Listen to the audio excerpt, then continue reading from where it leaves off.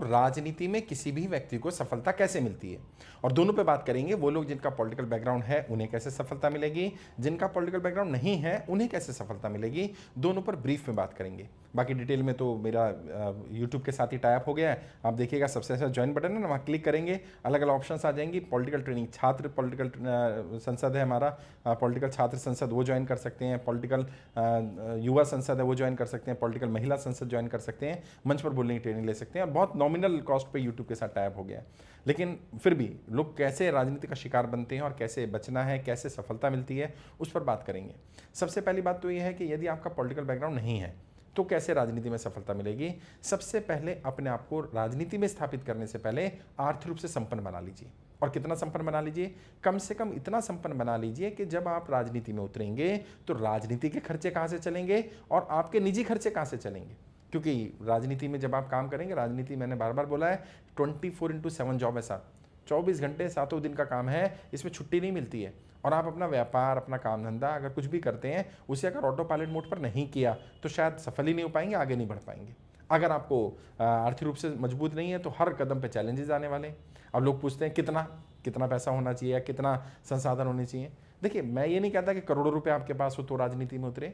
कम से कम जो आपका ट्रैवल के लिए मैनेज करना है, आपके पास गाड़ी है, आपका ऑफिस होना चाहिए, ऑफिस में 10-20 लोग आएंगे, उनका खाना रहने की व्यवस्था आप कर लें, 2-4 गाड़ियाँ साथ चलेंगी उसकी व्यवस्था आप कर लें। अगर हर महीने मोटा मोटा 2-4 कार्यक्रम करने हैं, होर्डिंग बैनर पोस्टर लगाने हैं, तो 50,000 लाख रुपया खर्चा मिनिमम आ जाता है।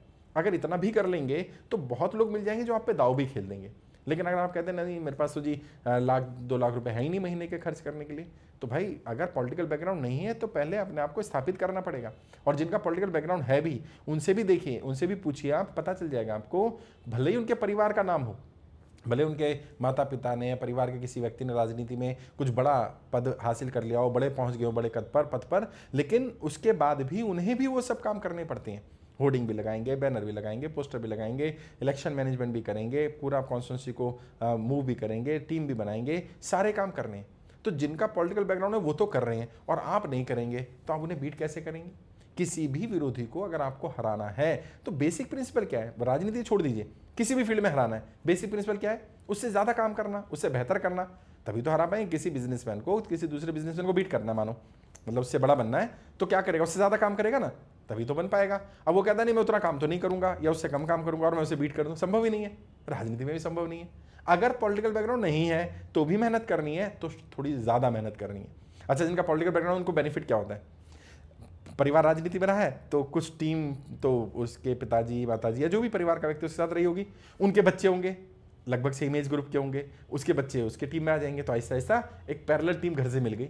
अब घर से एक टीम मिल गई तो उसे पता है टीम कैसे बनानी है, उसके घर में रोज़ लोग आ रहे हैं तो उसको पता है उसके पिताजी टाइम शेड्यूल कैसे मैनेज करते हैं। क्योंकि व्यस्त होना और अस्त व्यस्त होना बड़ा फ़र्क है। ज़्यादातर पॉलिटिशियन या पॉलिटिक्स में नए लोग जो हैं वो व्यस्त नहीं है, वो अस्त व्यस्त हैं। ना उन्हें अपना शेड्यूल बनाना आता, ना उन्हें मालूम है प्रोटोकॉल क्या होता है, ना उन्हें मालूम है किस तरह से लोगों से मिलना है, लोग मिलने आएंगे तो क्या करना है, जनता दरबार कैसे लगाना है। कोई क्यों आएगा आपसे मिलने? आप राजनीति में नए हैं, आपका परिवार कभी राजनीति में नहीं रहा, अब आपने जनता दरबार लगा लिया, जनता क्यों आएगी आपके पास? और आप कहेंगे नहीं मैं उनकी प्रॉब्लम सॉल्व करूंगा, तो भी जनता को कैसे विश्वास होगा कि आप उनकी प्रॉब्लम सॉल्व कर देंगे? भाई, उन्हें विश्वास के लिए भी तो कुछ पैरामीटर चाहिए, कुछ तो ऐसा हो जिससे जनता आप पर भरोसा कर पाए। और उसके लिए क्या करना पड़ेगा? कुछ करके दिखाना पड़ेगा। जैसे मान लीजिए आप आईएएस बन गए, अब आईएएस बनने के बाद आपने जनता दरबार शुरू कर दिया कि भाई अपनी प्रॉब्लम लेके आओ, मेरे जिले के अलावा भी सारी लेके आओ। लोगों को विश्वास हो जाएगा यार आईएएस है, कोई ना कोई हेल्प कर देगा। आप कोई अच्छे डॉक्टर बन जाते हैं, आप फ्री हेल्थ चेकअप शुरू कर देते हैं, आप लॉयर बन जाते हैं, फ्री लीगल एड देनी शुरू कर देते हैं, आप टीचर बन जाते हैं, फ्री लोगों को सिखाना पढ़ाना शुरू कर देते हैं। लोगों को विश्वास होगा ये आदमी कुछ हमारी प्रॉब्लम सॉल्व कर सकता है। जब आप पॉलिटिकल बैकग्राउंड में नहीं है और कोई बड़ा नाम भी नहीं है, तो अब क्या होगा? अब तो आहिस्ता आहिस्ता आहिस्ता आहिस्ता संघर्ष के मार्ग पर ही चलना पड़ेगा। और पैसे भी नहीं है तो क्या होगा? लोग कहते हैं नहीं साहब दूसरे दाव खेल देंगे। अरे दाव खेलने लायक स्थिति आने में भी तो पैसा लगेगा। और बुरा मत मानना, कई लोगों को बुरी लग जाएगी मेरी बात, यदि आपके पास मिनिमम रिसोर्सेज नहीं है तो किसी को आप ये साबित भी नहीं कर पाएंगे आप काबिल हैं। क्योंकि ये साबित करने के लिए, अपनी काबिलियत दिखाने के लिए भी कुछ पैसा चाहिए। लोग कैसे भरोसा करेंगे कि आप काबिल हैं? अपने मुंह से बोल देने से नहीं होता। मुंह से तो सभी बोलेंगे मैं काबिल हूं, तो लोग तब भरोसा करेंगे जब उन्हें वाकई विश्वास होगा कि हाँ वाकई ये व्यक्ति काबिल है। और वो काबिलियत काम करके दिखानी पड़ती है, बोलकर नहीं। अगर वाकई रिजल्ट दिखाएंगे तो लोग भरोसा कर लेंगे। कुछ भी छोटा मोटा रिजल्ट करके दिखाइए, कोई मुद्दा उठाइए, क्षेत्र का मुद्दा हो, डिस्ट्रिक्ट का मुद्दा हो, राज्य का मुद्दा हो, राष्ट्रीय मुद्दा हो, अंतर्राष्ट्रीय मुद्दा हो, मुद्दा उठाइए, उस पर काम करिए।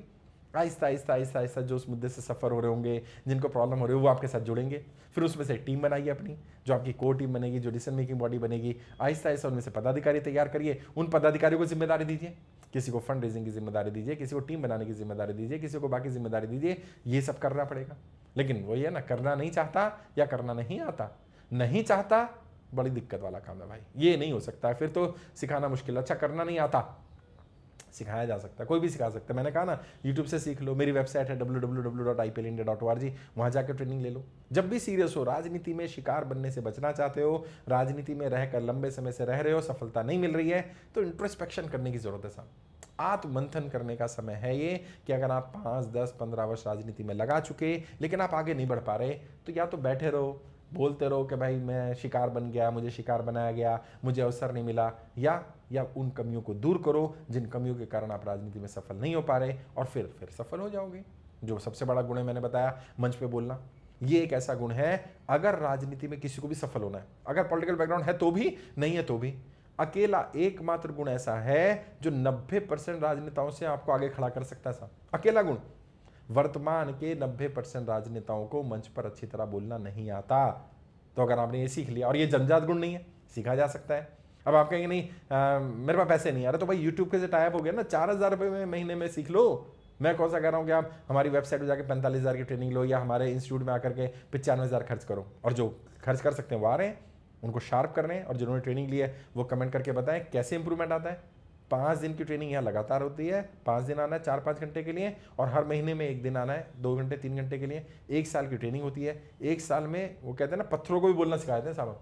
मेरी फिलॉसफी है ना जिंदगी की, कि हर अच्छे बुरे की तुमको खबर दे के जाऊंगा, चेहरों को पढ़ने वाली नजर दे के जाऊंगा, मैं वो फनकार हूं इस सदी का, पत्थरों को भी बोलने का हुनर दे के जाऊंगा। ये मेरी फिलॉसफी है, और मैंने सिखाया लोगों को, जिन्हें बिल्कुल बोलना नहीं आता वो सीखे। फिर भी ट्रायल के लिए यूट्यूब से देख लो, और यूट्यूब में सीखोगे तो क्या फायदा होगा, आपको राजनीतिक युवा संसद की भी वीडियोस मिल जाएंगी, राजनीतिक छात्र संसद की वीडियो मिल जाएंगी, राजनीतिक महिला संसद की मिल जाएंगी। अपने ऊपर मेहनत करनी है, मेरे से सीखो या कहीं से भी सीखो, खुद को बेहतर बनाना पड़ेगा। जो ऑलरेडी राजनीति में स्थापित है, कड़वी बात बोल रहा हूं, जो राजनेता आपसे आगे खड़े हैं वो आपको तब तक अवसर नहीं देंगे जब तक आप उनसे बेहतर ना हो जाओ। बेहतर बनना पड़ेगा। जो ऑलरेडी स्थापित है उनसे बेहतर बनना पड़ेगा, जो स्थापित होने का प्रयास करें उनसे बेहतर बनना पड़ेगा। बेहतर बनने के लिए बेहतर काम करना पड़ेगा। और जो मैं बार बार बोलता हूं, यदि वही करते रहे जो आज तक किया है, तो क्या होगा, वही मिलेगा जो आज तक मिला है। तो अगर वो पाना है जो नहीं मिला, तो क्या करना है, वो करना है जो आज तक नहीं किया। तो अपने आप से सवाल करो, मुझसे नहीं, अपने आप से सवाल करो, क्या नहीं करा, क्या इंप्रूवमेंट करना चाहिए, क्या सीखना चाहिए। आपके पास ऐसा भी नहीं है ना, पैसे नहीं है, मोबाइल फ़ोन है, इंटरनेट कनेक्शन है, अपना घर का खर्चा भी जैसे तैसे मैनेज कर ही रहे हो, अपने ऊपर क्यों नहीं खर्च कर रहे भाई, अपने सीखने पर, अपने आप को जानने पर, जो कमियां आपको पता है, और उनको दूर भी नहीं करना।